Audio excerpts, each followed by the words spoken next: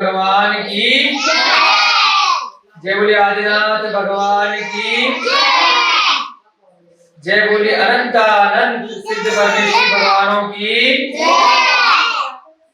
जय बोले आचार्य भगवान श्री शांत सागर जी महान महाराज की जय बोले सोम कीर्ति जी महाराज की जय बोले प्रद्युम्न कुमार चरित्र की सभी को सादर जय जिनेन्द्र जय दुजड़ंदो। आज बहुत सारे गुरुकुल के यहाँ पर बच्चे ज्ञान वर्धन के लिए पधारे हुए हैं। सबका बहुत बहुत स्वागत है, अभिनंदन है। और हमारे वंश भैया जी आए हुए हैं बंगलोर से। आज उनका भी बड़ा परम सौभाग्य है कि वे यहाँ से स्वाध्याय सुनने के लिए सुनपुरा नाम के जिन मंदिर में उपस्थित हुए हैं।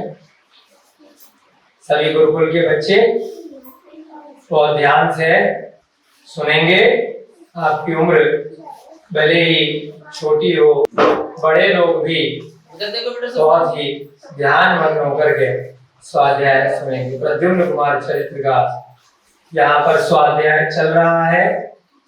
हम सभी लोग पिछले कई दिनों से उन प्रद्युम्न कुमार की कथा को सुन रहे हैं जो राजा श्री कृष्ण के पुत्र हैं। भगवान नेमिनाथ के परिवार में उनका जन्म हुआ है। 22वें तीर्थंकर भगवान नेमिनाथ, उनके भ्राता श्री कृष्ण और उनके पुत्र प्रद्युम्न। उनके पूर्व भवों की कथा यहाँ पर चल रही है कि प्रद्युम्न कुमार भी कामदेव क्यों बने, उस भव से उन्हें क्यों मोक्ष की प्राप्ति हुई। आज का स्वाध्याय प्रारंभ करने से पहले हम सभी लोग प्रतिदिन की भांति सबसे पहले मंगलाचरण करेंगे। जिन लोगों को याद हो गया है वे सभी साथ साथ बोलेंगे, बाकी लोग मन से चिंतन करते हुए मंगलाचरण करेंगे। मंगलम भगवान वीरो मंगलम गौतमो गणी मंगलम कुंद कुंदाध्यौ जैन धर्मोस्तु मंगलम सर्वमंगल मांगल्यम सर्वकल्याणकारकम प्रधानम सर्वधर्माणम जैनम जयतु शास्त्रिनम जैनम जयतु शास्त्रिनम जैनम जयतु शास्त्रिनम। सर्वे श्रोतारः सावधानतया शृण्वन्तु। सभी श्रोतागण बिल्कुल सावधान होकर के, एकाग्रचित होकर के ध्यान से सुनेंगे। प्रद्युम्न कुमार के जो जीव की पिछले भव की कथा चल रही है। कुछ भव पहले वह जीव अपने भाई के साथ में श्रृंगाल का जीव था। उस श्रृंगाल के सियार की जीव से पशु योनि से निकल कर के ब्राह्मण की योनि में जा पहुंचा। उस योनि में उसने मुनि महाराज पर अनजाने में एक उपसर्ग किया, खड्ग लेकर, तलवार लेकर के आक्रमण। परंतु उसके बाद भी उन मुनि महाराज ने उसको क्षमा दान दे दिया, व्रतों को ग्रहण किया। दोनों भ्राता ने उन मुनि महाराज के समक्ष 12 व्रतों को ग्रहण करके श्रावक के व्रत अंगीकार किए और अगले भव में समाधि मरण के प्रभाव से स्वर्ग में दोनों भ्राता जन्म लिए, इंद्र और पृथ्वी। वहां भी उन्होंने अपना सम्यक दर्शन जारी रखा। जिनेन्द्र भगवान की स्तुति की, पूजा की, अर्चना की। स्वर्ग में 5 पल की आयु को पूरा करके वे दोनों जीव उन्हें इस पृथ्वी पर जन्मे। पहले जब मनुष्य थे तो नाम था अग्निभूति और वायुभूति। अब उन्हें इस धरती पर जन्मे तो नाम हुआ मणिभद्र और पूर्णभद्र। यहाँ पर भी उन्हें किसी मुनि महाराज का सानिध्य मिला और फिर से दोबारा से 12 व्रतों को ग्रहण कर लिया। श्रावक के व्रत फिर से अंगीकार किए, उसके प्रभाव से उन्हें सौधर्म स्वर्ग में देव बन के जन्म लिया। इधर जब वो ब्राह्मण के जीव थे तब उनके माता पिता थे सोम शर्मा और अग्निला। उन्होंने व्रतों को ग्रहण करने के बाद छोड़ दिया था, फिर से अभक्ष का सेवन करने लगे। मांस इत्यादि खाते नहीं होंगे ये नहीं पता, परंतु बलि देने लगे यज्ञ के माध्यम से या अन्य मतियों के प्रभाव से। उसके परिणाम से जो अग्निला थी और जो सोम शर्मा थे 5 पल की आयु प्राप्त किए, नरक में चले। कितने कष्ट उन्होंने नरक में भोगे। पुत्र दोनों कहाँ चले गए? स्वर्ग में देव बन गए। और माँ बाप कहाँ चले गए? नरक में चले। व्रत स्वर्ग से चय करके वह 5 पल की आयु पूरी करके दोनों बालक इस धरा पर मणिभद्र और पूर्णभद्र बन गए। और ये दोनों जो माता पिता के जीव थे नरक से अपनी आयु पूरी करके एक तो कुतिया बन गई और एक चांडाल बन गया। पिता जो था वो चांडाल बन गया, माँ जो थी वह कुतिया बन गई। जब वह वन की ओर दोनों बालक जा रहे हैं मुनि महाराज के दर्शन करने के लिए, रास्ते में वो चांडाल मिलता है और कुतिया मिलती है। पूर्व भव के संस्कार के कारण से वे चांडाल और कुतिया को बहुत ही प्रेम से देखने लगते हैं कि इनसे हमारा कुछ रिश्ता लग रहा है। कुतिया और चांडाल भी उनके साथ प्रेम में वशीभूत हो जाते हैं। कुतिया चाटने लग जाती है, आलिंगन करने लग जाती है पूर्व भव के अपने पुत्रों को देख करके। जब वे दोनों जीव मुनि महाराज के पास जा पहुंचते हैं तो सबसे पहले प्रश्न करते हैं कि ये दोनों जीवों को देख के ऐसे हमें राग क्यों हो रहा है, क्या कारण है? ये कुतिया पे बहुत प्रेम आ रहा है, ऐसे ही इस चांडाल पे बहुत आ रहा है। चांडाल निकृष्ट जाति का मनुष्य होता है, कुतिया नीच जाति की होती है। वो भी पीछे पीछे उन दोनों के प्रेमवश वन में मुनि महाराज के पास जा पहुंचते। मुनि महाराज अवधि ज्ञानी है, किसी भी जीव को सामने देखते हैं तो उसका प्रश्न होता है तो अपने ज्ञान के माध्यम से, अवधि ज्ञान से जान लेते हैं कि ये घटना क्यों घट रही है, इसका कारण क्या है। तो कारण बताते हैं कि चांडाल का जीव पूर्व भवों का तुम्हारा पिता है और कुतिया का जीव पूर्व भवों की तुम्हारी माता है, और तुम दोनों पिछले भव में भी भाई, उससे पिछले भव में, बीच के भव में तुम स्वर्ग से आए। इस प्रकार से अपने भव भवांतर को सुनकर के वह सोम शर्मा का जीव जो चांडाल का जीव है और कुतिया का जीव जो अग्निला का पूर्व भव का जीव है, वह उसी समय जाति स्मरण को प्राप्त हो जाता है। पूर्व भवों का उनको जाति स्मरण हो जाता है, ज्ञान हो जाता है कि अरे हम तो इतनी उच्च जाति के ब्राह्मण थे और हमने कितना निम्न कार्य किया, पशु बलि दी, जीवों को दुख पहुंचाया, तो बीच में हम नरक गए और आज भी हम कितनी निम्न योनि में आकर के पैदा हो गए। पहले हमारे को कितना घमंड था अपने कुल जाति का, और आज हमने क्या किया। ऐसे ही वर्तमान में बहुत सारे जीव होते हैं ना कि हम तो क्षत्रिय हैं, हम तो राम के वंशज हैं, हम तो कृष्ण के वंशज हैं, हम तो राजा के वंशज हैं, हम तो ये है, हम वो है, हम जैन हैं, हम ब्राह्मण हैं, हम वैश्य हैं।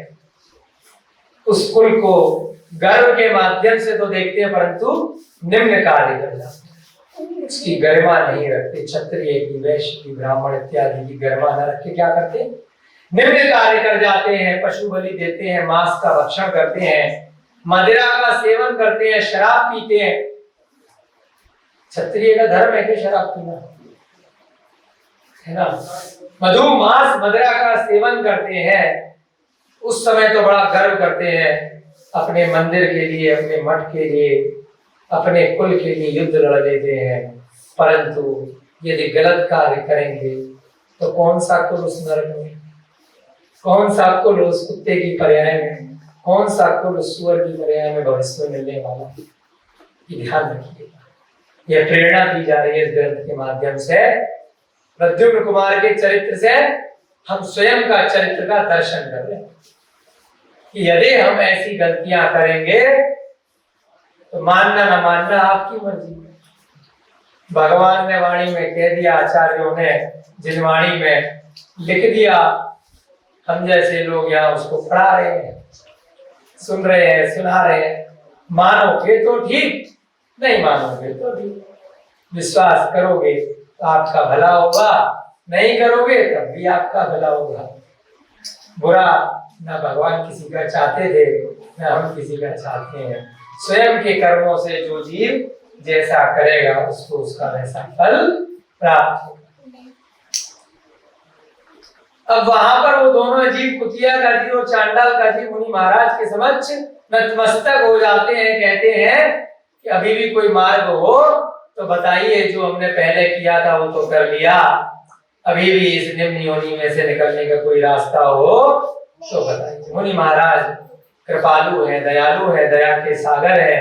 कहते हैं कोई श्रावक तो किसी भी योनि में, किसी भी गति में बना जा सकता है। वहां तुमने ब्राह्मण की योनि में श्रावक धर्म अपना करके छोड़ दिया था, पर यहाँ पर मत छोड़ना। कुतिया को वही उसी पर्याय में 12 व्रत ग्रहण करा दिए, चांडाल को भी व्रत ग्रहण करा दिए। चांडाल ने श्रावक बनकर श्रद्धा, विवेक और क्रिया कर सम्यक दर्शन के साथ मात्र 30 दिन के अंदर समाधि मरण। केवल 30 दिन के व्रत, बाहर का खाना पीना, गंदा खाना, मांस खाना, जीवों पे हिंसा करना, परिग्रह रखना, हिंसा, झूठ, चोरी, खुशी, परिग्रह छोड़ दिए। क्रोध, मान, माया, लोभ छोड़ दिए। मधुमांस, मदिरा छोड़ दी। रात्रि भोजन छोड़ दिया। कंदमूल का सेवन छोड़ दिया। बाजार के कोई भी मर्यादा रहित पदार्थ छोड़ दिए। अनचने पानी का भोजन छोड़ दिया। प्राशुद्ध करके जो भी भोजन मिलेगा शुद्ध भोजन वही दिया। श्रावक के व्रतों को अंगीकार किया। अनर्थ दंड व्रत, बहुत सारे 12 व्रतों के जो आपको वर्णन पीछे किए गए हैं वे सारे ग्रहण कर लिए। 30 दिन के अंदर समाधि मरण के प्रभाव से कहां पहुंचा? नंदीश्वर द्वीप में जाकर के देव बन गया। कहां पर मनुष्य की क्रिया से नरक गया, नरक से चांडाल बना, फिर अब थोड़े से दिन के व्रत कहा ले गए, नंदीश्वर द्वीप में देव बना दिया। अष्टानिका महापर्व चल रहे हैं, 7वां दिन चल रहा है। नंदीश्वर द्वीप में प्रतिदिन विधान हो रहा है। मन के माध्यम से हम देख सकते हैं। सिद्ध चक्र पूजा बहुत सारे मंदिरों में कराई जा रही है। सिद्ध चक्र विधान अष्टानिका, इस प्रकार से क्या किया? वहां नंदीश्वर द्वीप में जाकर के देव बन गया। और ये कौन बन गई? कुतिया ने भी व्रत ले लिए थे। उसकी मृत्यु संलेखना पूर्वक 7 दिन के अंदर हो जाती है। वह कुतिया का जीव 7 दिन, 1 हफ्ते के व्रत लेकर के मरण को प्राप्त हो जाता है। उस कुतिया के जीव ने भी जितनी उसकी शक्ति थी उसके अनुसार उस त्रिंच पर्याय में भी व्रतों को ग्रहण किया। पशु पर्याय में भी गलत पदार्थों का सेवन नहीं किया। पहले चूहा खाती होगी, बिल्ली खाती होगी, पक्षी खाती होगी, कुछ भी खाती होगी, गंदा पानी पीती होगी, सड़ा गला खाती होगी, उन सबको छोड़ दिया। उस पर्याय में जो भी रूखा सूखा मिला उससे व्रतों को ग्रहण करके शाकाहारी भोजन अगर मिल गया, सूखे पत्ते इत्यादि तो कर लिए, नहीं तो नहीं करे। तो उसके प्रभाव से 7वें दिन उसकी भी समाधि पूर्वक मंद कषाय से परिग्रह का त्याग करके उसकी मृत्यु समाधि पूर्वक संलेखना हो। कुत्तों में भी, पशुओं में भी समाधि हो जाती है। बहुत बड़ा होता है। हम सब ने भी किया होगा, जितने भी बच्चे यहाँ बैठे हैं, चाहे बड़े बैठे हैं। यदि पिछले भव में कोई व्रतों को ग्रहण नहीं किया होगा तो यहाँ नहीं बैठे होते। ध्यान रखिए, बहुत कम संभावना है। इतने सारे मनुष्य गति के जीव हैं, इतने सारे त्रियंच गति के जीव हैं, त्रियंच में भी स्थावर यानी कि एक इंद्रिय वाले कितने जीव हैं। वायु का एक, अग्नि का एक, जल का एक, वनस्पति का एक, पृथ्वी का एक, ठसाठस 343 गणराजु में 3 लोक में भरे पड़े हैं। एक बूंद के समान, एक कण के समान ये सारे मनुष्य पर्याय के जीव हैं। उनमें भी जिनवाणी सुनने को मिल रही है तो अवश्य ही पूर्व में किसी न किसी कारण से निमित्त मिला होगा, जो हो सकता है व्रतों को ग्रहण कर लिया होगा, मंद कषाय होकर के संलेखना देवी होगी, तभी तो यहाँ बैठे हैं। और जो भूल जाएगा, उनको आगे जारी नहीं रखेगा, वो पुनः त्रियंच में चला जाएगा, पुनः नरक में चला जाएगा, पुनः निम्न गतियों में चला जाएगा। जो आगे बढ़ाएगा उन व्रतों को वो मोक्ष चला जाएगा, वो भगवान बन जाएगा। वैकुंठिया का जीव राजकुमारी बन गया उस नगर में। सर्वांग सुंदरी नगर के जो राजा थे उनकी पुत्री बन के पैदा। ऐसा वह जीव जब राजकुमारी बन गया, उसके बाद जब युवावस्था को प्राप्त हुआ, उसके लिए स्वयंवर का आयोजन किया गया। बहुत सारे देश विदेश से राजा महाराजा बुलाए गए, उनमें से किसी योग्य वर को यह चुनेगी। जब उसका स्वयंवर रचा जा रहा है, नंदीश्वर द्वीप का वह देव जो उसका पूर्व का पति है सोम शर्मा, वह अपने विमान से उस नगर से ऊपर से निकलता है। अचानक से जब नीचे अवधि ज्ञान से जान लेता है कुछ आडंबर रचा जा रहा है, मेरी पूर्व की पत्नी जिसने कुतिया की पर्याय में व्रतों को ग्रहण किया था, उसका स्वयंवर रचा जा रहा है। जाते ही अपने देव के रूप को गुप्त रख करके वह आकर के उसको संबोधन करता है, बताता है तो ये क्या आडंबर कर रही है, क्या बनावट कर रही है, क्या ड्रामा चल रहा है।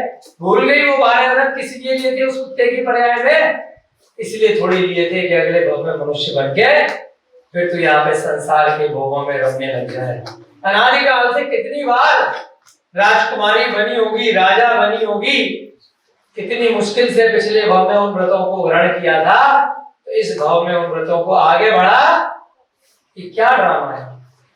इसलिए थोड़ी लिए थे वो व्रत कि अगले भाव में राजा के सुख मिले और फिर निम्न पर्यायों में भविष्य में चली जाए उन सुखों को भोग नहीं, इसलिए नहीं।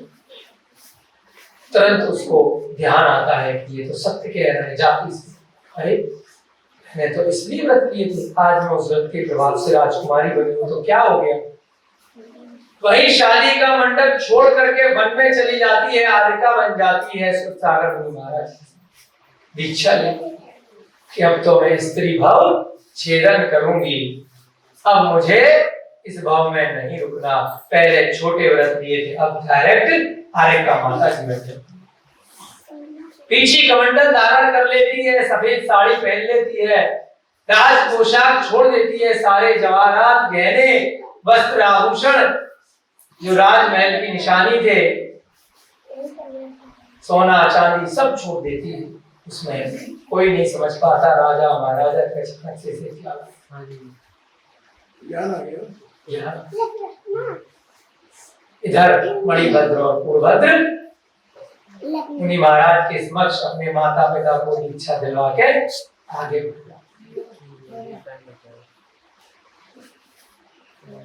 और क्या होता है फिर वे भी देव बन जाते। अपनी दोबारा से देव पर्याय की आयु को पूरा करके अब फिर से धरा पर पद्मनाभ नाम का एक राजा है, उसकी रानी का नाम धारणी है। उसके गर्भ से वे दोनों पुत्र दोबारा जो स्वर्ग गए थे, एक मधु के रूप में और कैटब के रूप में उत्पन्न हो जाते हैं। पिछला कक्षा का रिवीजन करा रहे हैं, इसलिए थोड़ा जल्दी करा रहे हैं, याद आना चाहिए पूरी कथा। एक मधु के रूप में और एक कैटब के रूप में दोनों भाई फिर से उसकी गर्भ में। एक दिन अचानक से पद्मनाभ राजा को लगता है कि अब बहुत हो गया, बूढ़े हो चले हैं या हो जाएंगे, तब हमारे पुत्र योग्य हो गए हैं, तो मधु को राज्य दे देते हैं और केटप को युवराज बना देते हैं। वे इस प्रकार से सोचते हैं कि न जाने कितनी बार मैं राजा बन चुका, कितनी बार ये वैभव मैं अपना चुका, पहले तो ये मानव जन्म प्राप्त करना ही दुर्लभ है, और मानव जन्म में यदि मुझे जिनवाणी सुनने को मिल जाए, मुझे जिन धर्म सुनने को मिल जाए, मुझे आत्मा का ज्ञान हो जाए कि संसार सागर में किस प्रकार से मेरी ये आत्मा चार गतियों में अनादिकाल से घूम रही है, तो ये तो अत्यंत दुर्लभ है, अलभ्य है। इसलिए वह आत्म कल्याण की ओर झुक जाते हैं, वैराग्य उत्पन्न करके दीक्षा को ग्रहण करते, जिन दीक्षा ग्रहण करके मुनि पद को प्राप्त कर लेते हैं, अपने पुत्र मधु को राज्य दे देते हैं और दूसरे पुत्र को युवराज बना देते हैं कि इसकी अनुपस्थिति में तुम बन जाना, ये करना ही गई, दोनों बराबर। राजा पद्मनाभ के दोनों पुत्र राजा मधु एवं केटप वंश परंपरा से प्राप्त अपने राज्य का उत्तमता पूर्वक प्राण संचालन करने। पहले के राजा महाराजा जो अच्छे राजा होते थे किस प्रकार करते थे?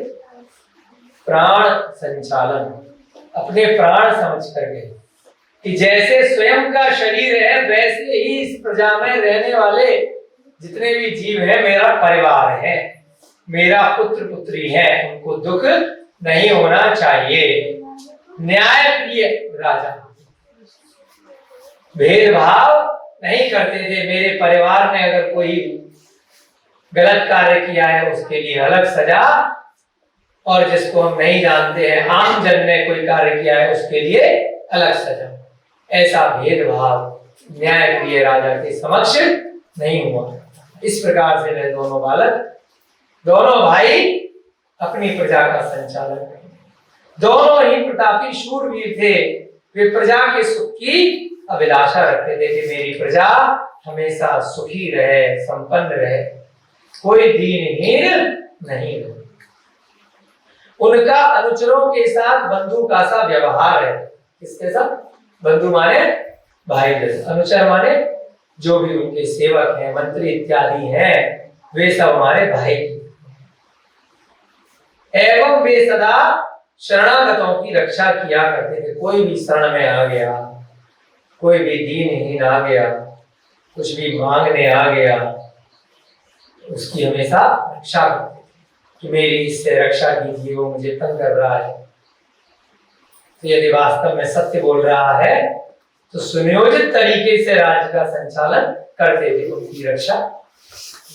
कल भी आपको बताया था क्षत्रिय का अर्थ रक्षा करना होता है, छत्र प्रदान करना होता है। तो जो क्षत्रिय राजा होते थे, जो जिन धर्म को मानने वाले क्षत्रिय राजा होते थे, वे हमेशा प्रजा की रक्षा करते थे।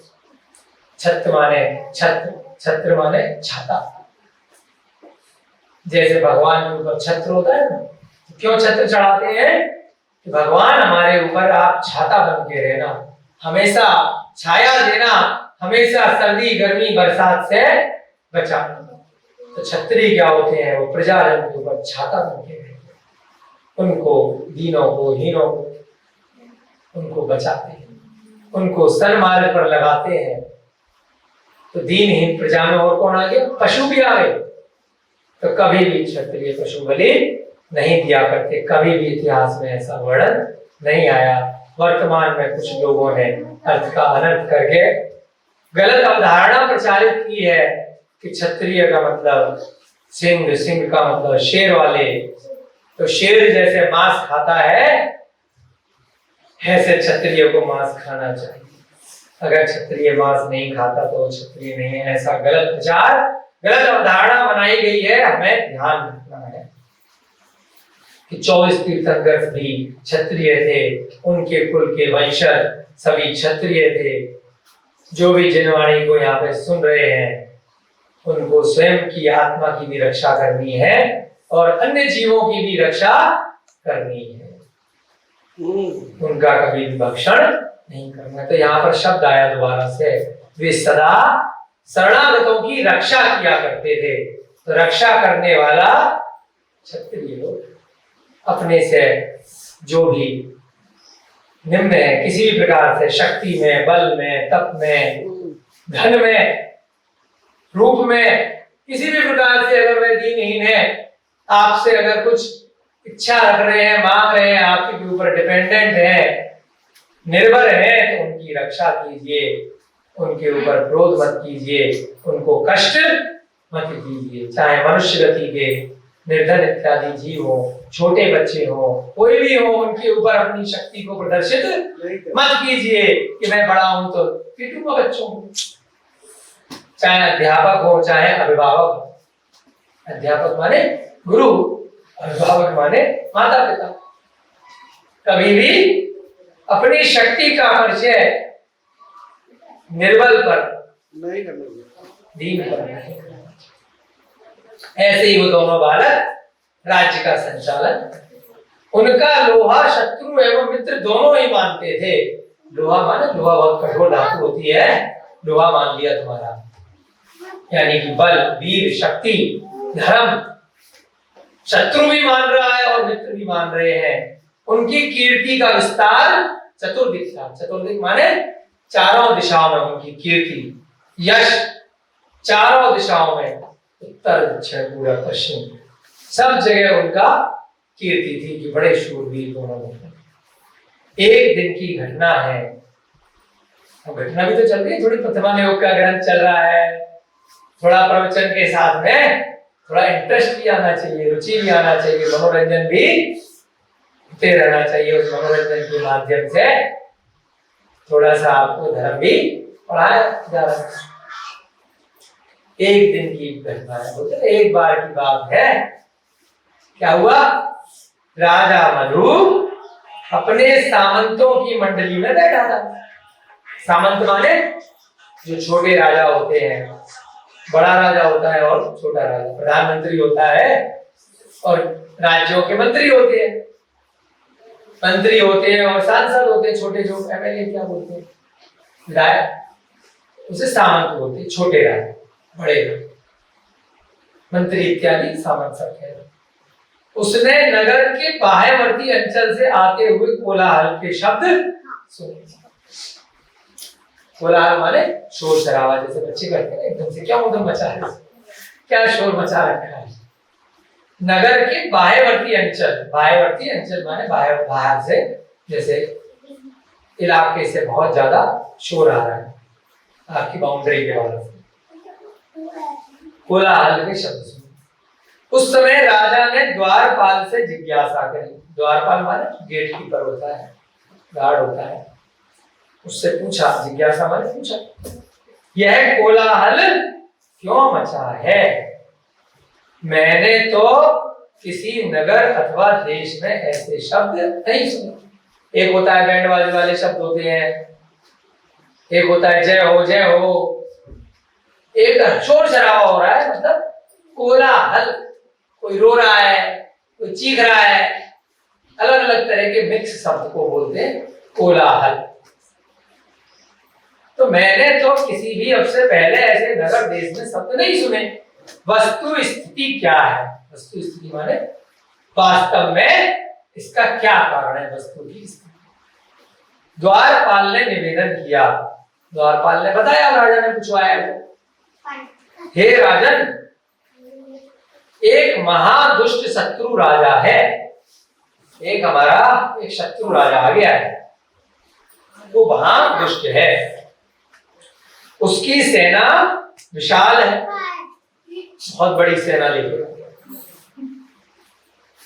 एवं उसका दुर्ग बड़ा सुदृढ़ है। दुर्ग माने किला। एक बड़ा दुष्ट राजा है, बहुत बड़ा उसका किला है, और सेना भी बहुत बड़ी बना रखी है। वह आपके सारे देश को विध्वस्त कर रहा है।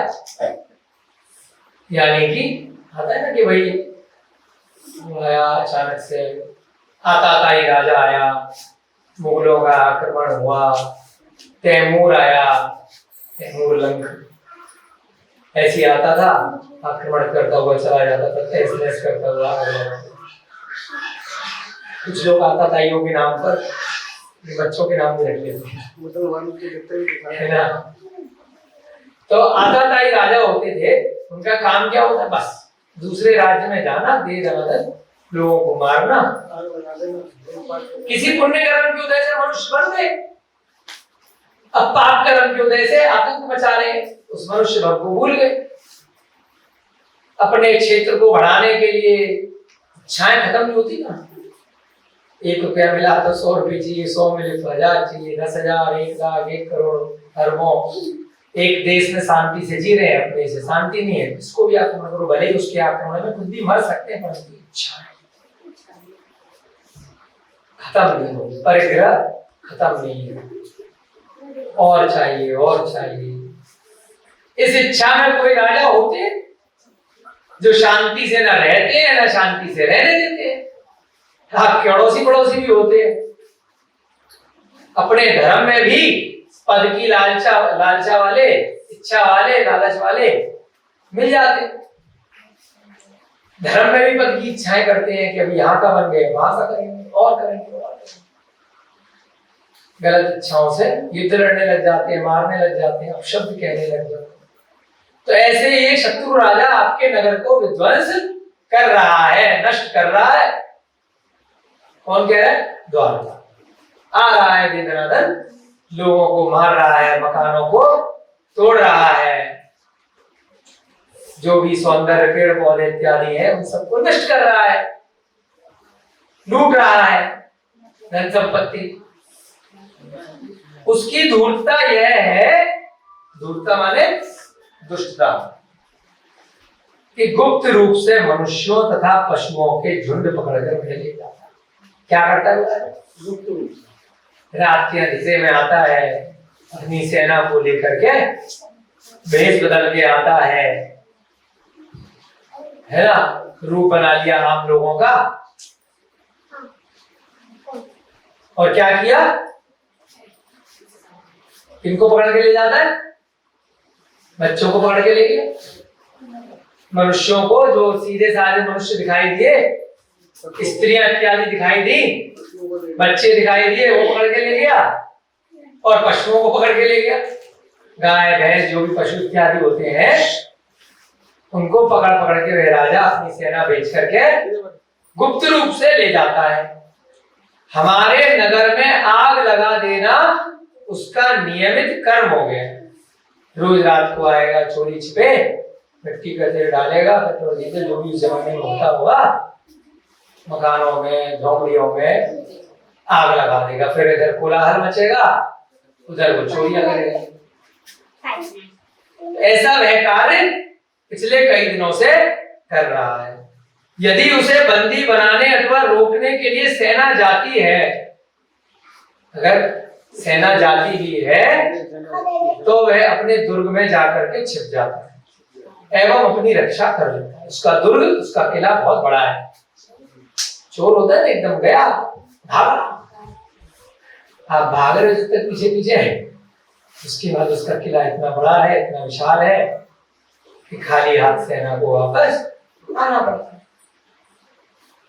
अयोध्या नगर के बाह्यवर्ती अंचल में निरंतर उसके द्वारा लूट लिए जाने से यहाँ के निवासी संत्रस्त हैं एवं कोलाहल कर रहे हैं। द्वारपाल बता रहा है कि ये शोर इसलिए मच रहा है कि इस द्वार के बाहर जो कुछ लोग रहते हैं, अभी अंदर तो आ नहीं पा रहा है क्योंकि किला है, द्वारपाल है, हम लोग बैठे हैं, तो बाहर ही जो झोपड़ियों में बेचारे लोग रहते हैं, बाहर भी तो, नगर के बाहर भी तो बहुत लोग रहते हैं, उन्हीं को लूट रहा है, परेशान कर रहा है।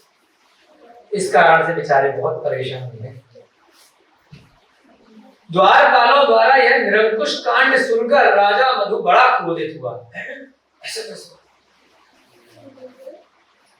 बहुत क्रोधित हो गया। निरंकुश कांड, उसने अपनी आंख ऊपर चढ़ा ली तथा बड़े आवाज में कहा, कुलीन मंत्रीगण, अभी तो मीटिंग चल रही थी, हंसी मजाक चल रहा था राजा और सामंतों के बीच, मंत्रियों के बीच, अब डांट पड़ रही। जैसे डायरेक्टली कोई आकर के खबर दे देता है, डांट पड़ेगी ना नीचे वाले को, मैनेजर को। कि डायरेक्ट हुआ कि कैसे बता, आप क्या करोगे? कुलीन मंत्रीगण, यह घटना मुझे पहले क्यों नहीं बतलाई गई? अब मंत्री अपनी सिफारिश करेगा, जी मैंने सोचा मैं ही निपटा लूंगा, छोटा मोटा मामला है, आप व्यस्त रहते हैं, आपका टाइम क्यों खराब करें, तो छोटी सी बात थी, मैं ही निपटा रहा था मेरे लिए। राजा क्या कह रहा है? हे कुलीन प्रिंसिपल साहब, सफाई क्यों नहीं हुई गुरुकुल में? हे मंत्रीगण, हे मैनेजर साहब, ये घटना पहले क्यों नहीं बताई? अब तक आप लोग क्या डर रहे थे? भाई मैनेजर की जिम्मेदारी होती है, या तो निपटा लेते, अगर नहीं निपटा पाए थे तो बताना चाहिए था। बेचारे प्रजा के लोग डर रहे हैं, आग लग रही है, बड़ी बात हो गई है, बड़ी घटना हो गई। अब तक आप लोग क्या डर रहे थे? मंत्रियों ने निवेदन किया, हाथ जोड़ लिया, हे राजन, कुछ तो अपना पक्ष लेंगे, तो क्या कह रहे? आप अभी अनुभवहीन हैं। उन्हीं के ऊपर डाल दिया, आप तो अभी जूनियर हैं, आप अभी अनुभवहीन हैं, उसकी तो प्रबल सेना है। सुदृढ़ दुर्ग के कारण हमारी समस्त सेना तथा सहायक राजा गण भी उसे परास्त नहीं कर सकते। हमने आपको बिना बताए सब काम कर लिया है, लेकिन आपको क्यों डिस्टर्ब करते? आप अभी नए नए राजा बने हैं, नए नए युवराज बने हैं, और पद्मनाभ तो दीक्षा लेके चले गए, तो उनके पास तो जाने का कोई फायदा नहीं। अब तो वो जंगल में तपस्या कर रहे हैं, उन्हीं महाराज हैं, तो भगवान बनना चाह रहे हैं। आपको भी हम डिस्टर्ब नहीं कर रहे, क्योंकि आपसे तो हम सीनियर है ना, पुराने हैं, हम अपने आप ही निपटने की कोशिश कर रहे हैं। लेकिन क्या हो रहा है कि हमारी सारी सेना लग गई, सहायक राजा भी लग गए, तब भी उसे परास्त नहीं कर पाते। इसीलिए यह तथ्य आपसे प्रकट नहीं किया, तो हम डर रहे थे कि आपको बताकर क्या करेंगे। आप अभी अनुभवहीन हैं, पता चला आपने कोई स्टेप ले लिया और आपको निपटा दिया, बड़ी दिक्कत हो जाएगी। इसलिए हम अपने लेवल पर ही उससे लोहा देंगे। उत्तर में राजा मधु ने कहा, हे मंत्रीगण, क्या सूर्योदय हो जाने पर कहीं अंधकार का संधान लगता है? देखिए कितने बड़े शब्द, विद्वानों के भाषा भी कैसी होती है। सूर्योदय हो गया, शाम की लालिमा आ रही है, तो क्या अंधकार हो गया? अभी नहीं हुआ है। हमारे पिता चले गए, हमें योग्य समझकर राज्य दिया है ना। सूर्य का उदय हो गया है। एक तो सूर्योदय होता है, यानी सुबह का सूर्य होता है, एक सूर्यास्त होता है। सूर्योदय में भी लालिमा होती है और शाम को सूर्यास्त में भी लालिमा होती है। दोनों समय क्या अंधकार रहता है? नहीं रहता। वैसे ही अवस्था में अल्प होते हुए भी हम भी उस सूर्योदय की तरह हैं। अभी धीरे धीरे पूरा सूरज बनेंगे 2 घंटे बाद, 5 बजे से लेकर 7 बजे 8 बजे तक बनेंगे ना। तो सूर्य रहेगा, भले ही अभी उदय हो रहा है, भले ही हम अल्प ज्ञानी है, अल्प शक्ति है, अनुभवहीन है, परंतु सूर्योदय वाले बालक है, छोटा मत समझना। वैसे ही अवस्था में अल्प होते हुए भी मैं उसे परास्त करने में समर्थ हूं, डंके की चोट पर मधु कहता है। तुम क्या सोच रहे हो? शूरवीर का क्या होता है? आधा युद्ध तो कॉन्फिडेंस से ही आदमी जीत लेता है, मनोबल से ही, है ना। मनोबल अगर जिसका अच्छा है तो किसी को भी युद्ध में परास्त कर सकता है। यह भारी अनर्थ हुआ कि मुझे प्रारंभ में इसकी सूचना नहीं दी गई। ये बहुत गलत काम किया मंत्री आपने, कि मुझे पहले से ही, प्रारंभ से ही आप लोगों ने इस बारे में नहीं बताया। अतएव अब आप लोग यथाशीघ्र सेना तैयार करो। अब बिल्कुल अब विलंब मत करो, जो हुआ सो हुआ, फटाफट से लगो और तुरंत सेना। मैं अब युद्ध का संचालन करूंगा। मैं शत्रु पर आक्रमण करूंगा एवं उसका दुर्ग विध्वंस किया जाए। सारे रस होते हैं वर्तमान योग में, श्रृंगार रस भी होता है, वीर रस भी होता है ना, संन्यास रस भी होता है, धर्म रस भी होता है, सब रस है, कोई भी चीज बचेगी नहीं। अभी तक युद्ध नहीं दिखाया था ना, इतने दिन से चल रही थी, उसका दिखाया था जब रुक्मणी को लेने श्री कृष्ण जी गए थे, वहां पर भी थोड़ा दिखाया था, वो भी पढ़ा था ना आपने। चुटकियों में जो है अपना हीरा कर दिया था शिशुपाल का, कर दिया तो दोबारा से थोड़ा सा अतएव अब आप लोग शीघ्र ही सेना को तैयार करो, मैं शत्रु पर आक्रमण करूंगा एवं उसका दुर्ग विध्वंस करूंगा। उस दुष्ट बैरी का अवश्य विनाश होगा। दुष्ट है, फालतू में बैर कर रहा है, गलत जगह हट डाल। राजा का आदेश पाकर मंत्रियों ने सेना एकत्रित करने के लिए उसी समय युद्ध का डंका, राजा का आदेश है, अब क्या कर सकते हैं, तुरंत बिल्कुल बजा दिया कि भैया सेना तैयार हो जाओ, जहां पर भी सैनिक हो तुरंत भागो, ड्रेस में आ जाओ, अपने शस्त्र ले। सारी सेना इकट्ठी हुई, राजा मधु ने युद्ध के लिए प्रस्थान कर दिया। सेना का समूह इतना विशाल था कि मार्ग में गजराजों के दंतों की टक्कर से वृक्ष टूट टूट कर गिरने। वो गजराज होते ना, हाथी, उनके बड़े बड़े दांव। अब तक बिना राजा के परमिशन के ऐसे युद्ध लड़ रहे थे, सामंत सोच रहे थे भारी भार कर लेंगे, भगा देंगे, परंतु जब राजा का ऑर्डर आ गया, वो खुद चल पड़ा, तो जो लोग टाइम पास करने वाले मनोबल से रहित सैनिक थे, वे भी जोश में आ गए और संपूर्ण सेना इकट्ठी हो गई। पहले थोड़ी थोड़ी टुकड़ी भेज रहे होंगे, ग्रुप में भेजते होंगे, आज तू चला जा, कल तू चला जा। अब सारी सेना लग गई, तो सेना में हाथी घोड़े सारे लग गए। तो बड़े बड़े दांत होते हाथियों के, तो रास्ते में जब जंगलों से वह सेना निकली, बागों से बड़े बड़े वृक्ष भी टूट टूट करके गिर गए। विभिन्न प्रकार के चक्रों से मार्ग में आने जाने तक के लिए रास्ता ना रहा। इतनी भीड़, इतनी बड़ी सेना निकल पड़ी कि रास्ते अवरुद्ध हो गए। अश्वों की टापों से पृथ्वी खंडित हो चली। अश्व माने घोड़े, टप टप टप करके चलते हैं ना, तो दराज से घोड़े भागते हैं तो गट्टी में छेद हो जाते हैं, ऐसे पृथ्वी में खंडित हो गई। जिन नदियों में सेना जाने से पूर्व अथाह जल दिख पड़ता था, तो घोड़े इत्यादि बीच में नदियां होती है ना, उसको क्रॉस करते हुए सेना निकलती है उस दिशा की ओर जहां पर वह राजा का दुर्ग है, वहीं जाकर अब तुझे बताते हैं, अब तेरे आने का इंतजार नहीं करेंगे, बहुत हो गया, अब तेरे घर में आकर के तुझे मारेंगे। कहते हैं ना, तो हमारे यहाँ पर आक्रमण करके गया है, तेरे घर में उसके, तो उसके दुर्ग पे जाकर के सेना चला दी। तो रास्ते में जो नदियों का जल था, उससे पहले जल था, जब सेना निकली, घोड़े हाथी हजारों की सेना के पार हो जाने पर कीचड़ मात्र रह जाता था। नदियों में से जब पानी छटपट करके इधर हो जाएगा सारा की सारा, इतने लोग गीले होके निकलेंगे तो कीचड़ रह गई। अब सेना के वेग से उच्च भूमि समतल हो गई।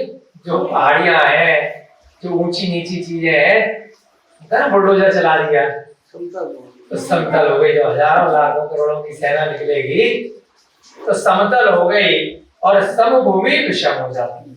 जो एक सी भूमि है वो टेढ़ी टेढ़ी हो गई, जब राजा मधु की सेना वटपुर आ पहुंची, तब वहां के राजा को ज्ञात हुआ, वहां का राजा था मधु, वहां का मधु तो यहाँ का है, उस राजा को ज्ञात, वटपुर रास्ते में पड़ा है वटपुर। अभी आताताई के पास नहीं पहुंचे, अभी रास्ते में एक दूसरा राज्य मिला है। सब लोग ध्यान से सुनिए, बड़ी इंटरेस्टिंग कथा चल रही है। किसकी कथा चल रही है? प्रद्युम्न के पूर्व भव की कथा चल रही है। कुछ होने वाला है, बहुत ध्यान रखिए। दैत्य की कथा याद है? दैत्य था, बच्चा था, अपहरण कर लिया था।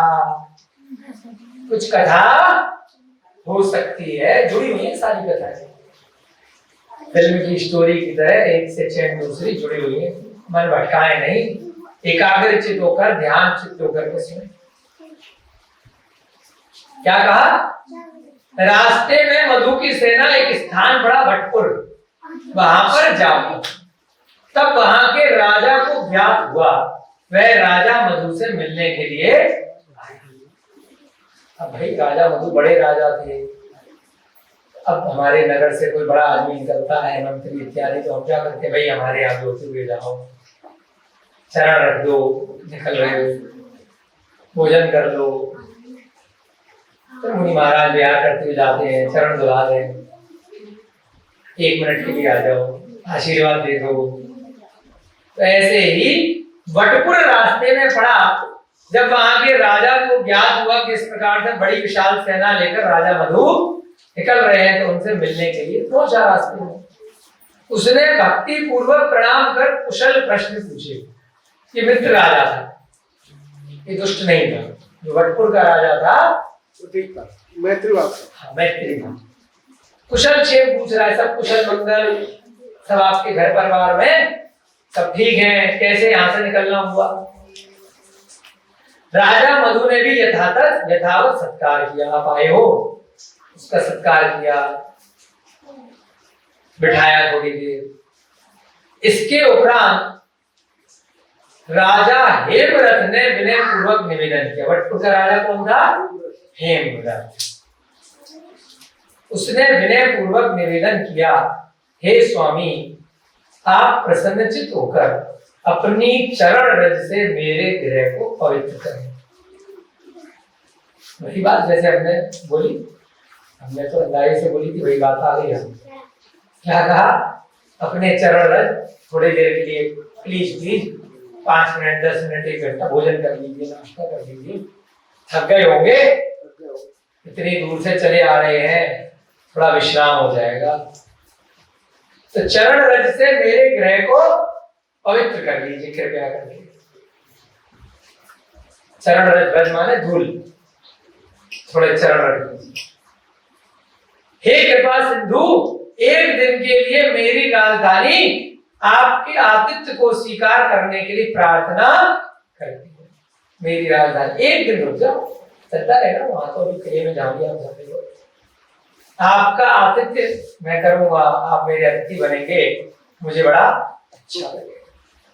प्रार्थना करते हैं, मेरी राज विभूति देखकर ही आप देशांतर के लिए प्रस्थान करें। होता है ना, मेरा घर देख लो, कोई रिश्तेदार आता है, ये मेरा बेडरूम है, ये मेरा ड्राइंग रूम है, ये मेरा बाथरूम है, ये मेरे घर में मंदिर है, ये मेरी बालकनी है। कितना खुश होते हैं अपन, दिखाते हैं? ये मेरी झोपड़ी है, दिखाते ना बहुत सारे लोग, ये मेरा घर है। इस प्रकार से ऐसे ऐसे हम ये कार्य कर रहे हैं। तो दिखाने का प्रयोजन होता है कि भाई हम अपनी चीज दिखा रहे हैं, हम कभी उसके घर जाएंगे, वो दिखाएगा, हमें उससे प्रेरणा मिलेगी। वो क्या कार्य कर रहा है, उसे हमसे मिलेगी, अपने परिवार के लोगों से मिलाता है। ये मेरी धर्मपत्नी है, ये मेरे बच्चे हैं। आओ बच्चों, जय दिन बोलो, अंकल जी आए, बोलो, आते हैं ना, नमस्ते करो, पैर छुओ, आरती उतारो। मुनि महाराज आए तो क्या सिखाते हैं? आरती उतारो, नमस्ते बोलो, चरण छुओ, अच्छी बात है सिखाते हैं। तो ऐसे ही वो क्या कह रहा है कि मेरी राजधानी देखो, हम कैसे राज कर रहे हैं, हमारा कैसा महल है, हम कैसे संचालन कर रहे हैं। कब मौका लगता है, ऐसे स्पेशली आना तो होता नहीं है। ऐसे आकर के मेरी राजनीति देखकर आप देशांतर के लिए प्रस्थान करो, जहां जा रहे हो उसके बाद ही जाने। मेरे दोस्त हो आप, मेरे मित्र हो, इतनी आसानी से मैं आपको जाने जिद कर दिया।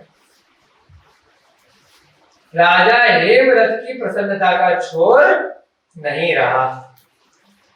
उसकी प्रसन्नता है, नहीं आप मेरे यहाँ से निकले, बहुत प्रसन्न है। होता है ना यार, बहुत निवेदन कर रहे हैं, चलो चल लेते अपना, क्या जाना है। वह शीघ्र ही नगर में आ पहुंचा। राजा हेमरथ ने क्या किया? राजा हेमरथ के विशेष आवेदन और आग्रह को देखकर राजा मधु ने एक दिन का आतिथ्य स्वीकार कर लिया। अब इतनी रिक्वेस्ट कर रहा है, चलो यार अभी तो अपने महल में बैठा है, इतनी जल्दी क्या है, कोई बात नहीं, ये हमें खिला पिला के खुश हो रहा है, अपना क्या जा रहा है। रास्ते में अपने सारे लोगों को खाने पीने को मिल जाएगा एक दिन के लिए, स्वीकार कर लिया। राजा हेमरथ की प्रसन्नता का छोर बहुत खुश, अरे कितना खुश हुआ। वह शीघ्र ही नगर में आ पहुंचा। उसने सारे नगर को सजाने की आज्ञा दी। इतना खुश है, नगर को सजा डालो, फूल लगा दो, मालाएं लगा दो, तोरण सजा दो, स्थान स्थान पर ध्वजा तोरण बनवा दिए। ध्वजा माने झंडे, तोरण लगाते हैं, सजाते हैं दीपावली पे, अलग अलग दिनों पे दीप लगा दिए, तोरण लगा दिए, ध्वजा लगा। मार्ग में विधिवत पुष्प बिखराए गए, पुष्पों की वर्षा कर डाली। जब वो निकल रहे हैं, पुष्प बिछा दिए। जब उस मार्ग से निकलेगी उनकी सेना, राजा पूरा नगर सजा डाला, पुष्पों को बिछा डाला। मंगल वाद्य ध्वनि के साथ राजा हेमरथ ने राजा मधु का नगर में प्रवेश कराया। चतुर्मास में कराते हैं ना, मुनि महाराज का प्रवेश हो रहा है, कितने बैंड वाले के साथ में, फूलों के साथ में, वाद्य यंत्रों के साथ में। तो ऐसे ही क्या किया, नगर में खुशी होती है। हाँ, राजा हेमरथ ने राजा मधु के प्रवेश पर बहुत वाद्य ध्वनि के साथ, मंगल शब्दों के साथ में प्रवेश कराया। अब राजा मधु राजमहल में जा पहुंचे। राजा पहुंचे राजमहल में। राजा मधु उस नगर में प्रवेश करके राजमहल में जा, रत्नों का चौक पूर के उन्हें स्वर्ण सिंहासन पर बैठाया गया। सोने का सिंहासन, अपन जरा सी सोने की अंगूठी लेकर के कितने प्रसन्न हो जाते हैं। सिंहासन है सोने का, हेमरथ का। होता है कोई बड़ा आ गए, अपने से बड़े बुजुर्ग आ गए तो अपने सिंहासन पर बड़े को बिठाते हैं। पिता आ गए, कोई संत आ गए, तो सिंहासन पर, जो राज सिंहासन है, सोने का सिंहासन, उस पर रत्नों का चौक पूर के, चौक बनाते हैं ना अपन, चौक बनाते हैं जब प्रवेश में, तो कैसा बनाया था, रत्नों का, रंगोली रत्नों की बनाई गई। उसके बाद उनको स्वर्ण के सिंहासन पर बिठाया। उस समय राजा हेमरथ ने अपनी रानी चंद्रप्रभा से कहा। रानी कौन थी? चंद्रप्रभा, हेमरथ की रानी। अब कोई बाहर से आता है, कोई अतिथि आता है, तो सबसे मिलवाते हैं ना, आओ तुम भी जय जयंत बोलो, नमस्ते करो। कोई आया है, मुनि महाराज आए हैं, तो आरती उतारो, विहार कराओ, आहार दो। तो राजा हेमरथ ने अपनी रानी चंद्रप्रभा से कहा, हे प्रिय, तू स्वयं जाकर राजा मधु की मंगल आरती उतार कर सत्कार कर। क्या कहा? हे प्रिय, आरती का थाल सजा और राजा मधु आए हैं, तो सामने उनकी आरती कर, हम भी खड़े रहेंगे। अपनी पत्नी को बोला कि तू इनकी आरती कर। चंद्रप्रभा ने राजा से प्रार्थना की। इंटेलिजेंट थोड़ी सी, यानी सिक्स सेंस रहता महिलाओं में। चंद्रप्रभा ने राजा से प्रार्थना की, हे नाथ, नीति ऐसा कहती है, ध्यान से सुनिए सारे बड़े लोग, बच्चे लोग, नीति ऐसा कहती है कि सबकी अपनी सबसे प्रिय वस्तु को अन्य राजाओं को नहीं दिखलाना चाहिए। सबसे, मान लो किसी के घर में सबसे महंगी कोई चीज है, बाहर वालों के सामने तिजोरी नहीं खोलनी चाहिए। क्या कह रही है रानी? नीति ऐसा कहती है कि अपनी सबसे प्रिय वस्तु को अपने राजाओं को नहीं दिखाना चाहिए। इसलिए पहले क्या था, घूंघट रखती थी। कभी क्यों रखी? वो मुगल राजा आते थे तो उनकी बुरी नजर होती थी, पर्दा प्रथा करते थे, इस कारण से पहले नहीं की जाती। जब कोई दुष्ट प्रथा चलती है, दुष्ट लोग आते हैं तो उनसे बचने के लिए घूंघट है, पर्दा है, स्त्रियों को रखा जाता है। अभी इत्यादि में बुर्का रखते हैं मुसलमानों से। हाँ, तो क्या कहा कि प्रिय वस्तु को अन्य राजाओं को दिखाना नहीं चाहिए, अतएव आप अन्य किसी रानी को भेजकर यह कार्य करवा दें। आप मुझे सबसे ज्यादा प्रिय बोलते हैं, सबसे बड़ी रानी हूँ, पटरानी हूँ, बाकी किसी को भेज दें। अपना तुरुप का इक्का सबसे पहले नहीं ले आना चाहिए, नहीं खोलना चाहिए। तिजोरी सबसे पहले, सबसे महंगा रत्न सबसे पहले नहीं दिखाना चाहिए। राजा हेमरथ ने कहा, हे देवी, तू नितांत भोली है, तू बेवकूफ है, भोली ऐसे थोड़ी होता है। उनके यहाँ तेरे सदृश सैकड़ों रूपवती दासियां विद्यमान है। तो जितना अपने रूप पे घमंड करती है, इतने बड़े राजा हैं, उनकी तो दासी भी तेरे से ज्यादा सुंदर होंगी। तुझे ऐसा लग रहा है? हे शुभ मुखे, तेरे ऊपर उनकी पाप दृष्टि कदापि नहीं है। जो उसके भाव थे रानी के, वो समझ रहे हैं, उसके कहने का मतलब कह रहे हैं तू ऐसा वैसा मत सोच, कोई पाप दृष्टि उनकी तेरे रूप पर नहीं जाएगी, तुझे शंका नहीं होनी चाहिए। बेटा तू राजा मधु का सम्मान अवश्य, क्योंकि तू ही सबसे बड़ी रानी है हमारे यहाँ पर, तो तुझे उनका सम्मान करने के लिए जाना चाहिए। कई बार होता है ना, हम बोलते हैं कि उन मुनि महाराज से मिलने प्रधानमंत्री भी गए, इसका मतलब क्या मुख्यमंत्री गए, बहुत बड़े महाराज हैं, बहुत बड़ी माता जी।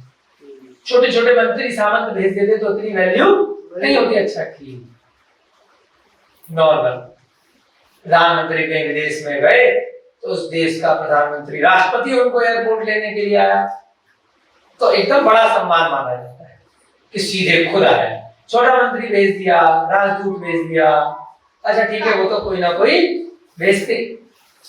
तो इसलिए वो अपना प्रभाव दिखाना चाह रहा था कि भाई मैं भी खड़ा हूं और मेरी सबसे मेन रानी आपकी आरती। देखिए किस प्रकार से हम आपको सम्मान दे रहे हैं।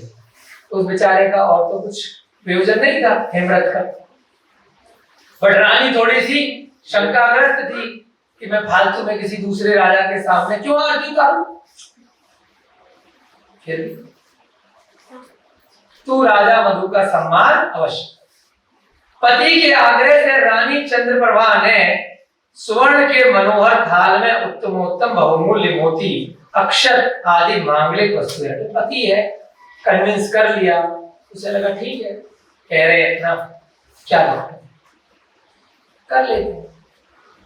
बहुमूल्य जो मोती, अक्षत आदि मांगलिक वस्तुएं थी एवं 16 श्रृंगार करके राजा मधु के पास, पूरा श्रृंगार करके।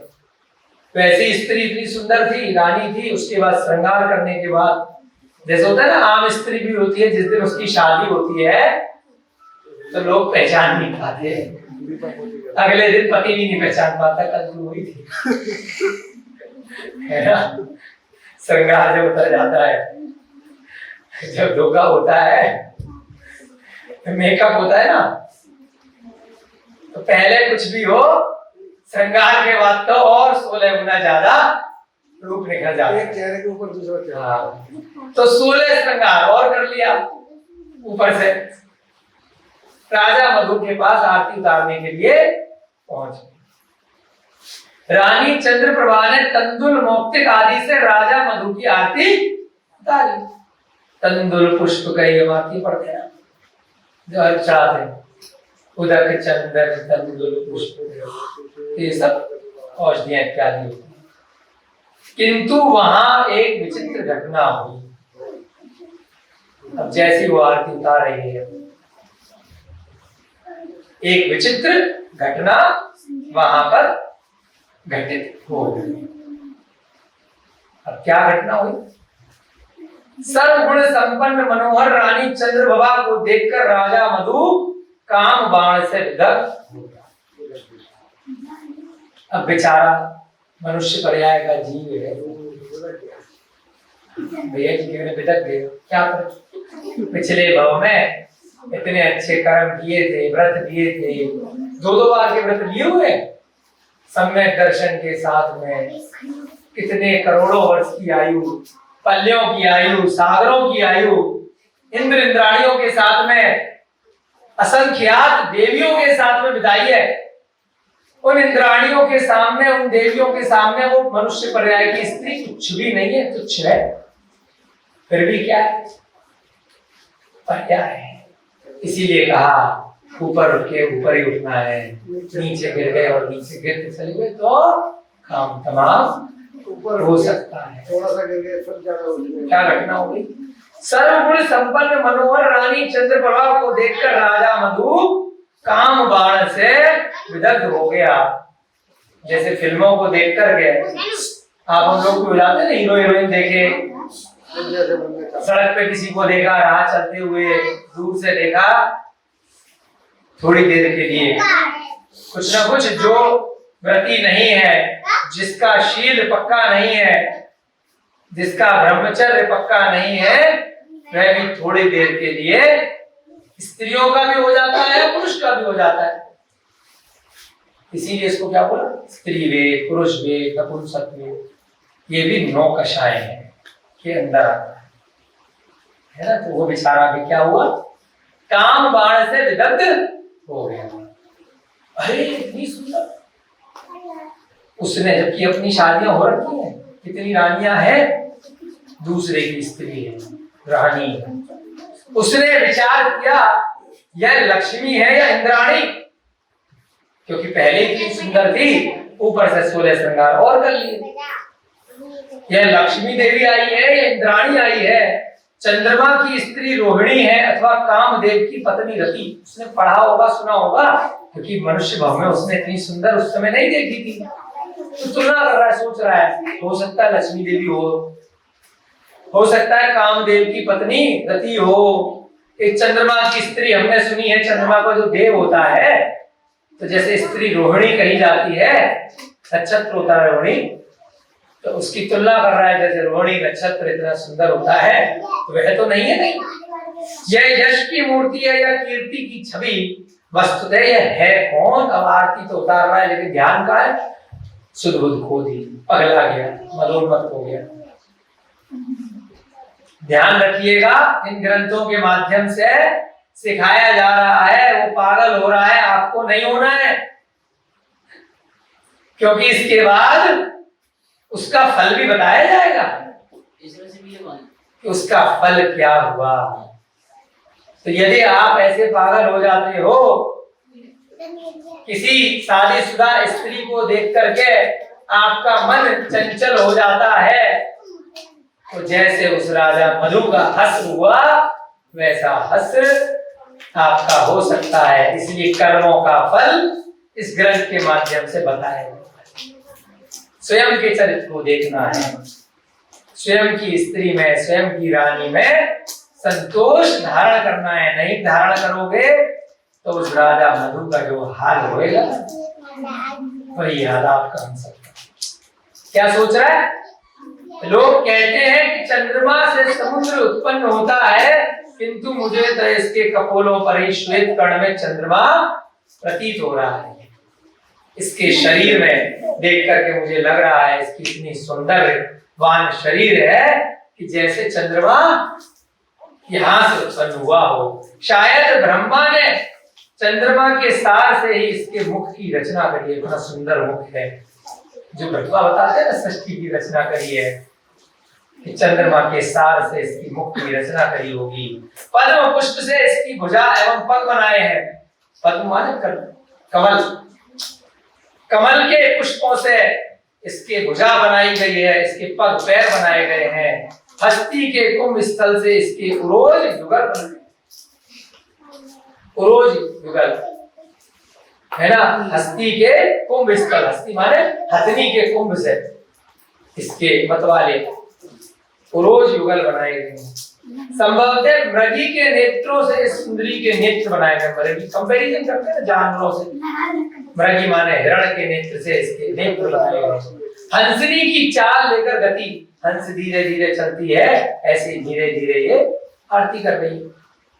इसकी रचना किस प्रकार हुई है ये मेरी समझ में नहीं आ रहा, मैं तो पागल हो रहा हूं। न तो ऐसी कोमलांगी त्रिलोक में है न, अब तक उसने देखी जाग आ रहा था युद्ध करने है, बीच में रास्ते में कहां फंस गया, हेमरथ का सत्कार लेकर, और वहां से कहां फंस गया, चक्करबाजी में। जा कर रहे थे, पिताजी ने पढ़ने के लिए भेजा था दिल्ली कि बेटा इंजीनियर बनेगा, सीए बनेगा। पढ़ने बैठा था बेंगलोर, है ना, बेंगलोर क्या कर रहे हो, बीबीए। क्यों मत पढ़ो, भेजा बेंगलोर पढ़ने के लिए, कहां फंस गए, कोई पसंद आ गई, कॉलेज में, स्कूल में, बाहर घूमने में, तो क्या हुआ, गए थे कहां राजा मधु युद्ध लड़ने, पहुंच गए कहां से, वैसे ही जिस लक्ष्य की ओर जा रहे हैं उसका ध्यान है ना।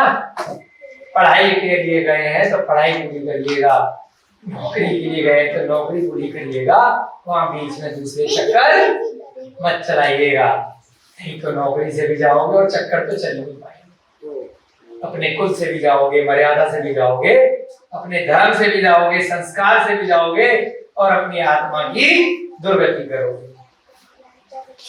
योग्य वधू देख करके विवाह कर लीजिएगा जब समय उचित आए, गलत चक्करों में शादी से पूर्व या शादी के बाद कभी भी मत पड़िएगा। या क्या कह रहे हैं, मेरी समझ में नहीं आ रहा कि त्रिलोक में ऐसी कोई कोमल अंगी वाली है ना हो। चंद्रप्रभा के संबंध में ऐसा विचार करते हुए राजा मधु कामातुर हो गए, काम से आतुर हो गए, पागल हो गए। वे हृदय शून्य की तरह उस रानी का सौंदर्य देखते, बस देखे जा रहे हैं। अटैक सा बढ़ जाता है ना, फिर ऐसे दिखाते फिल्मों में, हाथ सामने करते हैं, रोहिता जी नीरज भैया ऐसे करते ना, हो जाता है ख्वाब में। वे हृदय शून्य होकर उस रानी का सौंदर्य देखते ही रह गए, मानो उस सुंदरी ने उनका चित्त ही चुरा लिया हो। चित्त चुरा लिया, कहते ना दिल चुरा लिया, यहीं से डायलॉग देखिए फिल्मों में, है ना, चुरा के ले गई, चुरा लिया मेरा, पता नहीं कितने गाने बने। उन्हें राजा मधु ने विचार किया, यह जन्म उसी का सफल है, अर्थात मानव जन्म तभी सार्थक है एवं वही कृत कृत्य है, या उसी के पुण्य का उदय है जिसकी यह सुंदरी प्राण वल्लभा है। क्या कहा कि मनुष्य होना तभी सार्थक है जिसकी यह प्राण वल्लभा है, जिसकी यह रानी। अब वो राजा हेमरथ से चिढ़ने लगे कि भैया इसकी इतनी सुंदर पत्नी, इतनी बड़ी रानी, जिसकी ये प्राण वल्लभा है, जिसको ये प्यार करती है, जिसकी रानी है, उसी का मनुष्य जन्म सफल है। उधर तो राजा मधु मोह पाश में बंधे हुए थे एवं चिंता में विभोर थे, एवं इधर रानी चंद्रप्रभा आरती करके अपने पति राजा हेमरथ के साथ घर लौटे। ठीक है, वो अपना मदोन्मत्त होकर चित्त धर करके, कुछ बताया थोड़ी है, वो तो बस देखा है तो पगला गई। रानी चंद्रप्रभा आरती उतारी, हेमरथ के साथ अपने महल में आ गई, परंतु जाने अनजाने में साथ ही साथ वह राजा मधु का चित्त भी हरण कर देती। आरती उतारने के बाद क्या हुआ, वो तो नॉर्मल थे दोनों, उन्हें थोड़ी तो मालूम था इसके मन में क्या चल रहा है। उसने तो ये सोचा था इसकी हजारों दासियां इससे सुंदर होंगी, इतना बड़ा राजा है। उसकी आरती उतार ली, और आरती उतारने के बाद राजा हेमरथ और रानी चंद्रप्रभा अपने महल में आ गए।